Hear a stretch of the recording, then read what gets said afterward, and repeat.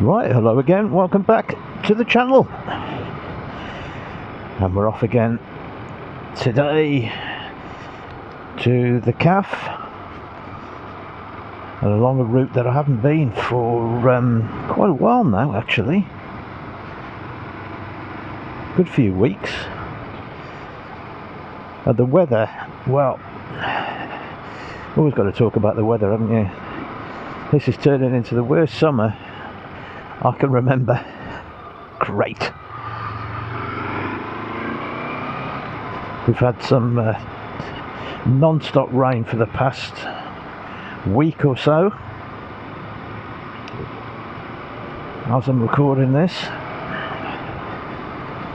so it'll be interesting to see the state the lanes are in. I think I'm going to have to take it a bit steady, because I could well come across some gravel on the road a little bit further on.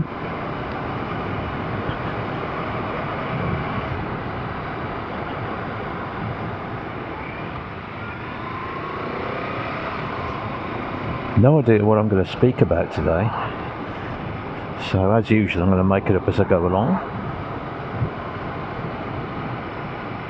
Oh yes, the lane's looking a little bit dodgy in places.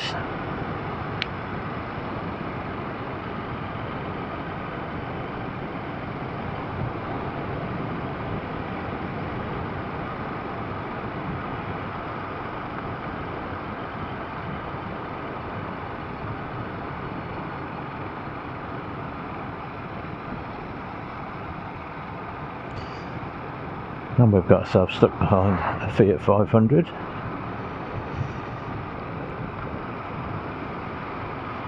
One of those giant cars. Aha! I call them giant cars, like the CL500 and the Mini, the ones that have grown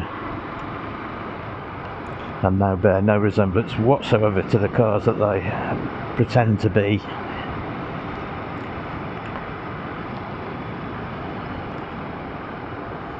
I'm sure you know what I mean by that.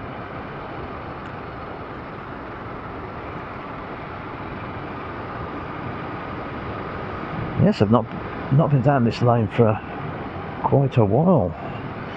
It's the one that I started the channel with a few months ago. And because of circumstances and the weather as much as anything, I haven't been down here for a few weeks.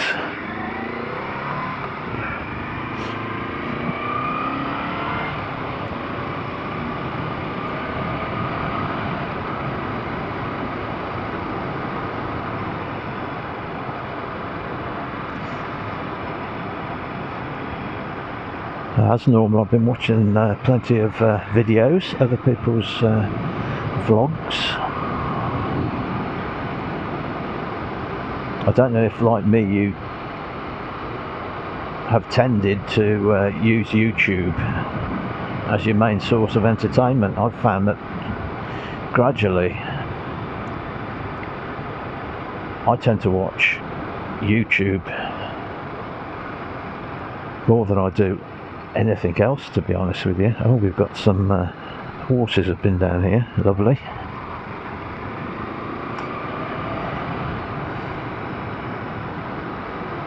Yeah, I'm totally addicted to watching other people's videos, and not necessarily the flashy, well-produced ones either. I tend to like the simple things, the simple ones about various subjects.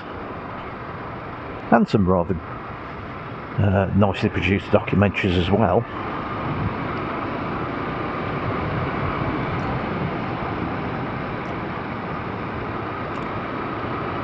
But the amount of normal broadcast TV I watch now is, well, zero, near enough.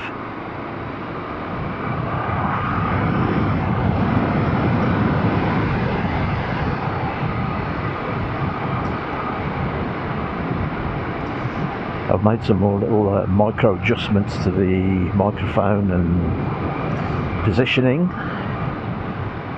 Let's see how that pans out. Now the road's actually clearer than I expected it to be with the amount of rain we've had. Hello tree, haven't seen you for a while. This is usually a place that gets quite a lot of silt across the road when it's been raining. We'll see what this is like down here. Oh, I think they've cleared out that channel there at the side of the road actually, so it's not as bad as it used to be.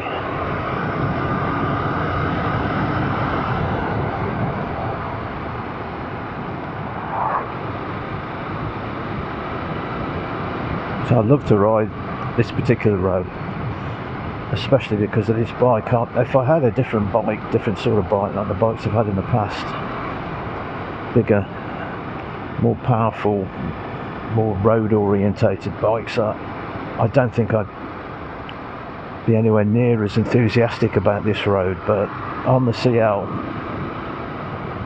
as I've said before, it's just perfect. Perfect combination.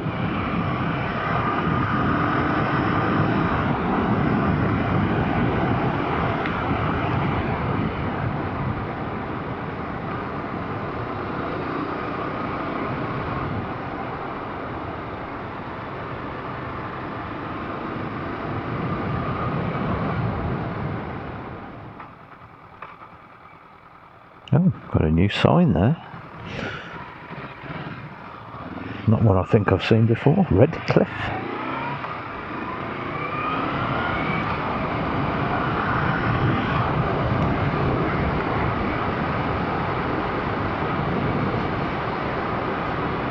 We'll go and see if the donkeys are out in a minute.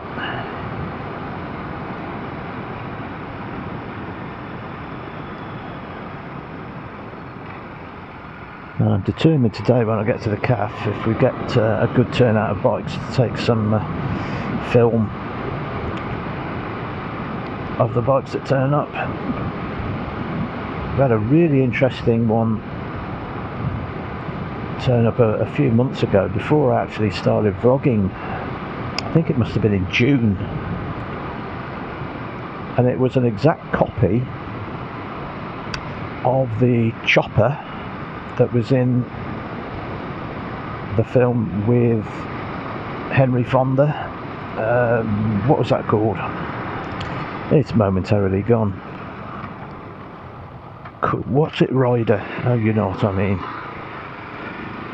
Legendary motorcycle film that I can't remember the name of. I keep thinking of Pale Rider, which was a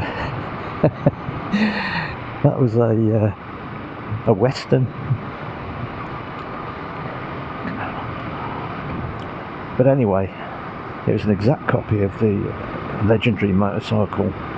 Apparently bolt for bolt perfect copy. And the special thing about it was, I wish I'd have had the camera then and videoed it.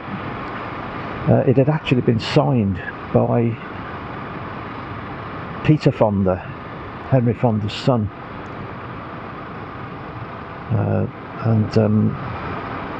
So it was pretty unique. And it certainly did look the part. If I can remember the name of that film in a minute, I'll mention it, but this is what happens when you get old. Not that I'm that old, of course.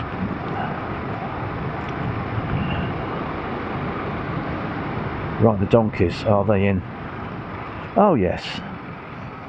Hello boys. Or girls. Or maybe gender neutral donkeys, I don't know. Can you get a gender neutral donkey? I bet you can. Oh God. Now these roads are far better than I expected them to be. Fantastic.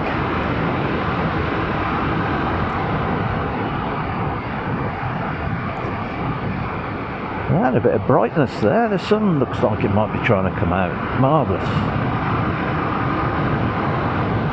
Sorry, I must stop using the word marvellous. That is, of course, patented isn't the right word, but certain YouTuber, that's his word, and I mustn't use it. I must think of one of my own.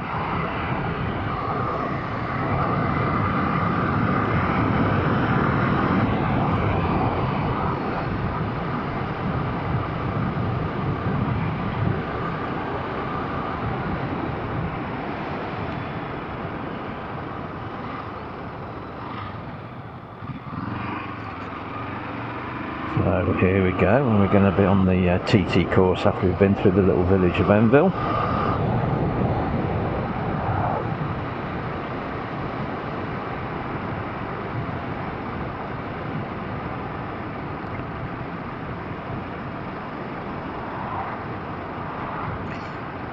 I have been looking, as I've been saying for a few videos, and I've been looking for another bike because I've got this idea of having two bikes. I think it's nice to have two if you can manage it, especially if they're different. I think that's the important thing, is have two bikes that give you a very different experience. I know the point is, I want something that is different from this, and the obvious thing is to get something that is more road orientated, for faster roads, shall we say. So that actually means bigger engine, a more road biased bike. That's something like I've had in the past, and as I've said, I've been looking at one that keeps coming back to me when I look at online is the Honda Hornet 900, which I've had two of.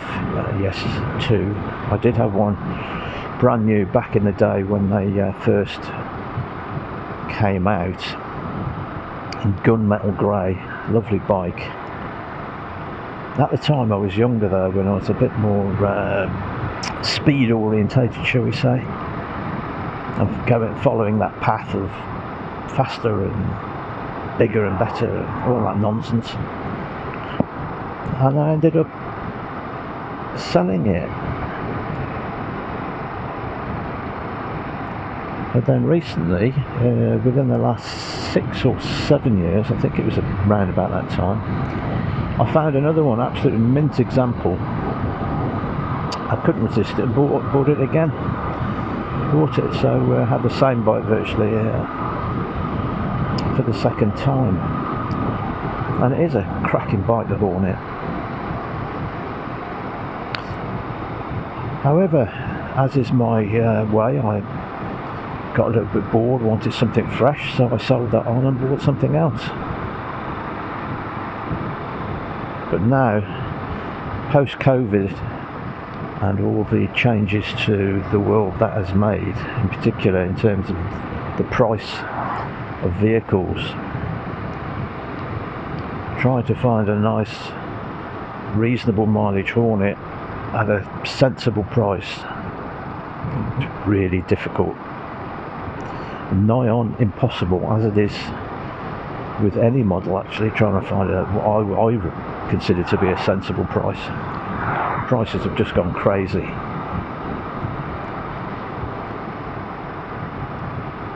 So, unless I find a very special machine over the next few weeks and months, it may well be into the winter where prices will inevitably drop, you would hope, until I actually buy one. So, see how that goes, but I'll continue to look.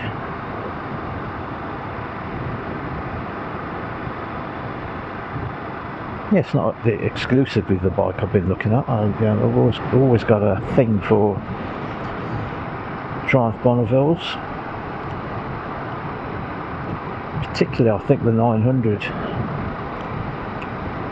range, as opposed to the 1200.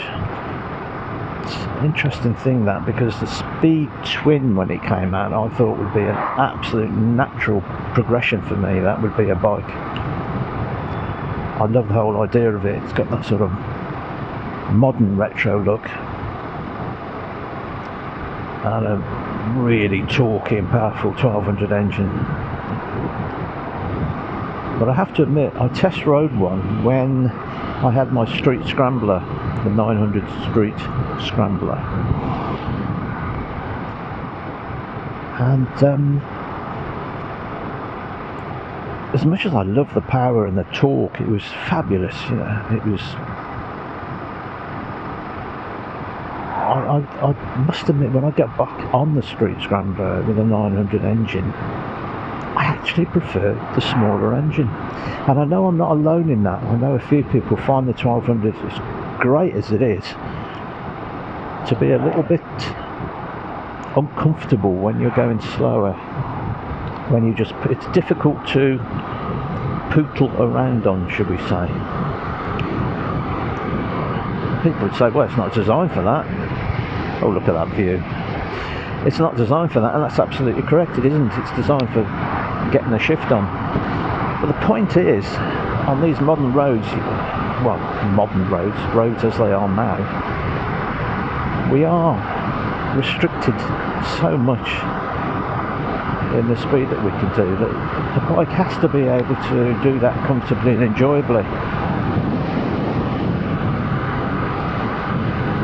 And I just felt that the 900, for most of the riding that I end up being forced to do, which is like this here, 50 mile an hour speed limit here, for most of that, most of the riding I do, I think the 900 actually is preferable. Others would disagree, of course, and I completely understand that, because 10 years ago I would have agreed as well. I would have gone for the 1200 without a thought.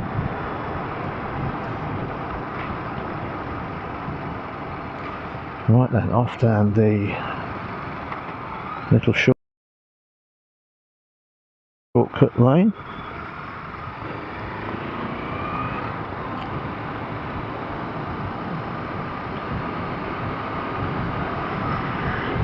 I use this little Range Rover as a minesweeper to clear the road for me.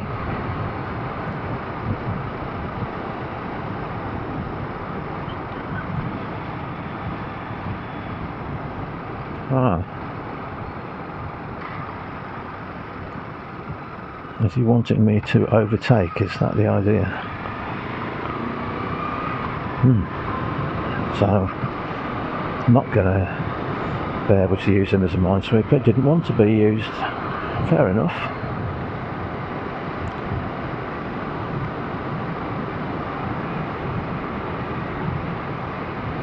It does happen at times, that, doesn't it? I think some people feel threatened by a motorcycle behind them, and I can understand that, because let's be honest, there are bikers who harass cars and ride up on the bumper and they go tearing past, and I think some drivers just think, I'll let them by. I'd have quite happily just kept a distance from that and followed along this road, but they were not to know that.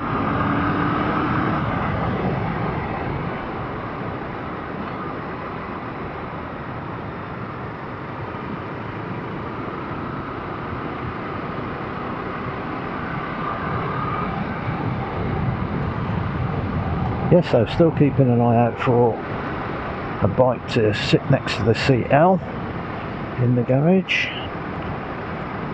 Could be anything. Could be a Bonneville. Could be a Hornet 900. I've also looked at the GSR 600. They all seem to be bikes that I've sort of come across in the past and know that I like and know that they fit me. I'm looking for something that's second hand that I can sort of hold on to and not worry about depreciating, so I can keep it quite a few years.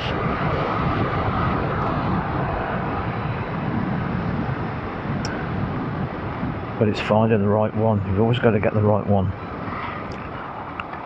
right example.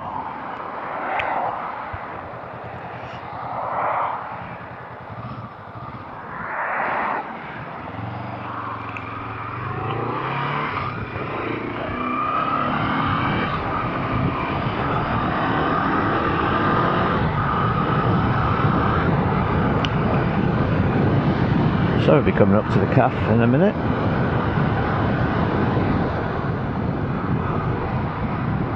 I imagine it'll be a bit of a turnout today because the weather's been dodgy for a couple of days.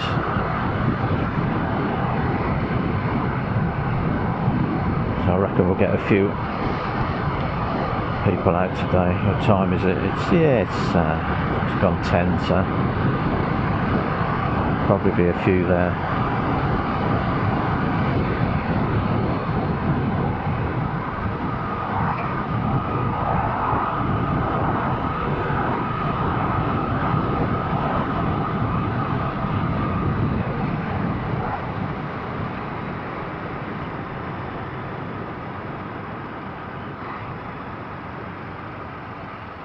Where am I going to park?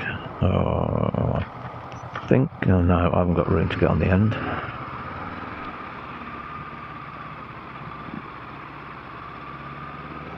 Oh, everyone's out. Everyone and the mother.